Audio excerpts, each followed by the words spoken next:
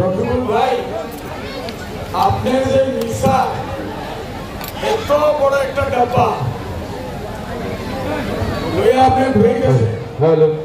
একদিকে এই বেঈমান নুরিন জ্যোতি, একদিকে এই বেঈমান অখিল গগৈ। আমার আফসোস লাগতেছে, কালকে এই অখিল গগৈ আমাদের ধর্মের দুশ্মন। অখিল গগৈ আমাদের ধর্মের দুশ্মন। আছেন না? আছে। বলেন আছে। অখিল গগৈ আমাদের জাতির দুশ্মন না ভালো? বুঝলেন না দোষ? বলেন না, বলেন আপনারা দুশ্মন তো।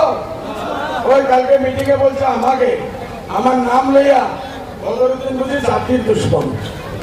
আমি জাতির দুশ্মন? দুশ্মন, দিনের দুশ্মন, ইমানের দুশ্মন, কলমার দুশ্মন, কংগ্রেস পার্টির দুশ্মন। রকিবুল হোসেন হত্যার হইয়া দুজন আরো হত্যাকে নিয়ে করে গেছে। আরে ভোট দেওয়া যাবে নাকি? যাবো না। আরে ভোট দেওয়া যাবে না। আমাদের সিলেটের মধ্যে একটা কথা আছে, চুরে চুরে আলি, এক চুরে বিয়া করবো আর এক চুরে শালি। বেইমানি বহুত হয়েছে। আমরা যদি বিজেপি রে, আরে তোমার ভোগে পড়া এক নম্বর বিজেপি রে, তুমি রকিবুল বিজেপি রে। হেমন্ত বিশ্ব শর্মা কি কইছে? রকিবুল মোর বন্ধু, রকিবুল যদি ধুমন থেকে মই ভাল পাম। কইছে না? কইছে।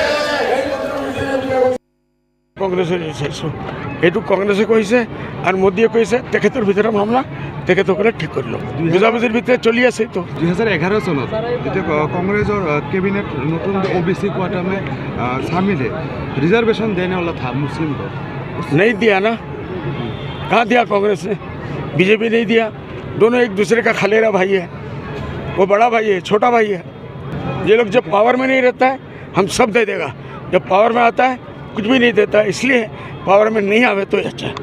অখিল গগৈ জাতির গদ্দার, কৌমের গদ্দার, মুসলমানের গদ্দার, ইমানের গদ্দার। লজ্জা লাগিব লাগে।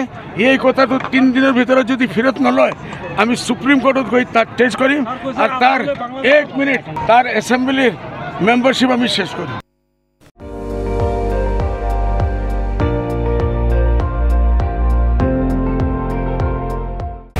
আপুনি চাই আছে ND24, সৰ্বশ্ৰেষ্ঠ নহয় সৰ্বোত্তমৰ দৌৰ।